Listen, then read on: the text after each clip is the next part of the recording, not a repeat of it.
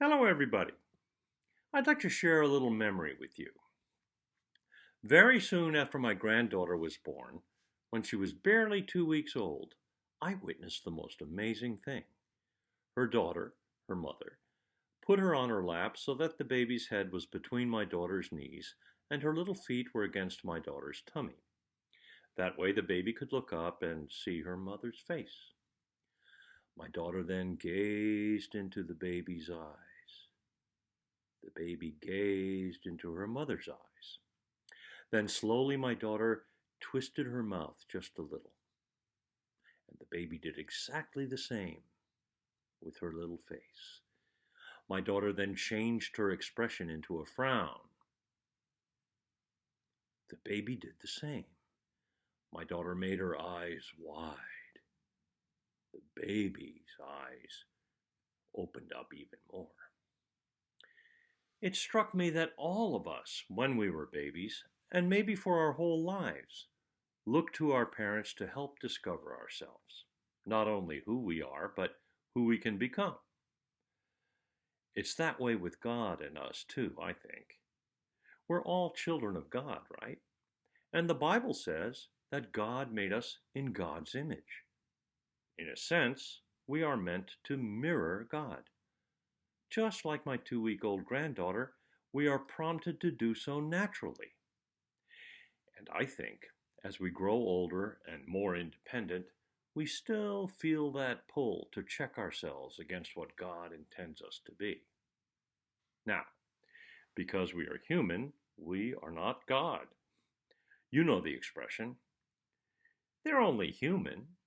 They're not perfect. What do you expect? Well, I suggest that God expects that we continually look toward God to discover who we are meant to be, and then strive to be that way. Well, that's a neat idea, but it's easier said than done. That's why I use the word continually. There are lots of gifts that God has given us to help us discover God and therefore discover ourselves. There's the Bible, of course, where we can find all kinds of stories about the importance of a relationship with God, or we can hear the words of Jesus himself. There's our church, which provides a community of people who are following God's call and can help each other look toward God. There is also the awesome natural world, and I mean literally awesome, that God created. And yet, we take our eyes off of those things. There are lots of stories in the Bible about people taking their eyes off of those things, off of the signs that God gives us to point us in the right direction, to find our way. In some of those stories, the Bible uses images like the wilderness, a huge area without any clear paths. As humans, we often find ourselves in the wilderness, sometimes without knowing it. But that's a different story. What's important here is that when we lose sight of God, we really can't follow God. That makes sense, right? And when we don't follow God, we separate from God. That makes sense too. And when we are separate from God, because we don't follow God, the Bible calls that sin. And the Bible is full of stories that let us know that God is not happy when that happens. Now, Christians believe that the story doesn't end there.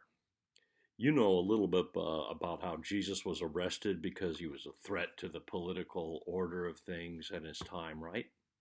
And after he was arrested by the people who were in power, he suffered what was a common punishment in those days, crucifixion. And as he was being punished, it was a pretty serious punishment too. He looked up and prayed to God, "Father, forgive them, for they know not what they do."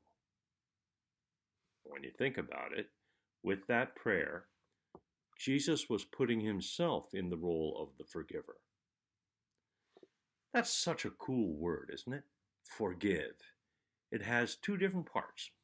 Give, that's pretty obvious, and for. In the history of the English language, for sometimes suggests a way. So when you forgive, you're giving something away, or maybe getting rid of something, or giving something up. But what? I think that when we forgive, we give up the right that we think we have to punish. We give up the right to punish. Now, we know that God has a right to punish, yes?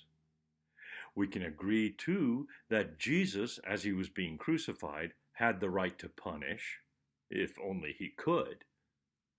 But he gave up that right by asking God to give up the right to punish. So if Jesus could do that by asking God to do that, we should too. When we feel that someone is doing us wrong, we should strive to mirror God and his Son, Jesus. So that's something that I try to remember when I feel like getting back at somebody for doing something wrong or doing something wrong to me particularly. If God's expression is one of forgiveness, ours should be too. I hope you have a wonderful springtime.